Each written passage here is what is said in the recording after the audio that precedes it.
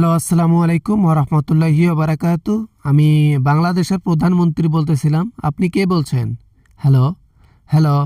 কথা না বললে বারবার মিস কল দেন কেন? বিরক্ত করেন কেন আপনি? হ্যালো। নেটওয়ার্ক সমস্যা। দিল্লি থেকে ফোন করছি তো।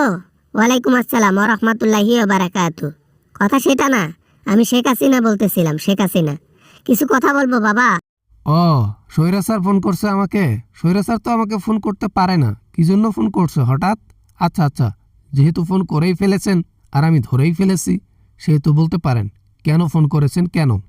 আমরা দেশে যাব, আর দেশে যাওয়ার জন্য প্রস্তুতি নিচ্ছি। বিএনপির কামডাউন হয়ে যাচ্ছে, কামডাউনের পালা। এখন আমরা দেশে ঢুকবো, বিএনপি দেশ ছাড়বে, এটাই নিয়ম। ঠিক আছে, দেখা যাক কে দেশ ছাড়ে আর কে দেশ না ছাড়ে। এটা তো আল্লাহর উপর ডিপেন্ড করে। আল্লাহ তাআলা আজকে এখানে আমাদেরকে রাখছে এই পজিশনে, কালকে অন্য পজিশনেও রাখতে পারে। আসেন দেখা যাক কে কোন পজিশনে যায়। মানুষ যে এত বড় বেইমানি করবে এটা কখনো ভাবতে পারি নাই। এত উন্নয়ন করার পরেও আমাকে দেশ থেকে বের করে দিল। অথচ কোনো সরকার এত উন্নয়ন করতে পারে নাই, পারবেও না। মানুষ সহ্য করার বাঁধ ভেঙে গিয়েছিল। মানুষকে হত্যা করেছেন, মনে নেই আপনার? জুলাইয়ের গণ অভ্যুত্থানে হাজার হাজার মানুষকে আহত করেছেন, নিহত করেছেন, মনে নাই? এগুলা সব ভুলে গেছেন আপনি? আমি কিচ্ছু ভুলি নাই, তবে হ্যাঁ, ভুলতে চাইও না। আমি এইটা মনে রাখতে চাই যে আমি কখনো ক্ষমতা হারাতে চাইনি, আমি ইস্তেফা দেইনি। ও, রাষ্ট্রপতি তাহলে আঙ্গুল চুষেছে তাই না? হ্যাঁ, আপনাদের ইস্তেফা ছাড়াই সরকার গঠন করলো বাংলাদেশের লোক নাকি? তার চাইতে বড় কথা, জনগণ যা বলবে তাই রাইট, সেটা কি হয় হোক। দেশের সরকার যা বলবে সেটাই রাইট। দেশের সরকারই হচ্ছে আসল পাওয়ার। জনগণ তো জাস্ট পুতুল। সরকার যেভাবে নাচাবে, জনগণ ঠিক ওইভাবেই নাচবে। এটা আপনার ভুল ধারণা। আসল দেশের সম্পদ হচ্ছে উন্নয়ন নয়, দেশের সম্পদ হচ্ছে জনগণ। জনগণ না থাকলে ও দেশের প্রেসিডেন্টের কোনো মূল্য নাই।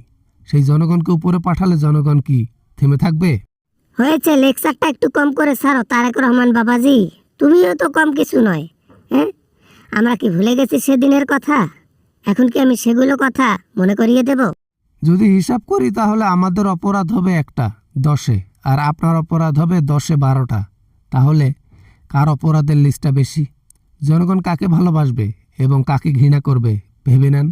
হয়েছে হয়েছে, জনগণের ভালোবাসা পেয়ে একে উতলে পড়তেছো তাই না? হ্যাঁ, আরে প্রতিদ্বন্দ্বী নাই বিধায় নির্বাচনে জয়লাভ করেছো। আওয়ামী লীগ থাকলে তো সেটাও করতে পারতা না। তাহলে আওয়ামী লীগ দেশে আসে নাই কেন? দেশে আসতো, নির্বাচনে যোগদান করত, আমরা হেরে গেলে যাইতাম, সমস্যা কি? হারতাম কিন্তু কখনো দুর্নীতি করতাম না, কখনো ভোট চুরি করতাম না, এটাই নিয়ম। হঠাৎ করে তারেক রহমান এত ভালো হওয়ার কারণটা কি বুঝতেছি না। নাকি আমার সামনে ভালো হওয়ার নাটক করতেছে? আমি তো জানি আমাদের চাইতে বিএনপি আরো খারাপ, খারাপ দল। যে চোর আসলে সে চোরে ভাববে, যে ডাকাত মানুষকে আসলে সে ডাকাতই ভাববে। নিজের জায়গায় যদি সবাইকে রাখে তাহলে তো ঝামেলা। এজন্য বলি কি, ওই পাবনায় যান, চিকিৎসা নেন। পাবনায় যেতে পারলে তো আলহামদুলিল্লাহ। আমি দেশেই ঢুকতে পারতেছি না, কি যে করব। সমস্যা নাই, প্রিপারেশন হাই লেভেলে আছে। একবার ঢুকতে পারলে ক্ষমতা হাতে। বাবার বাবার বাবার বাসার ময়া নাকি?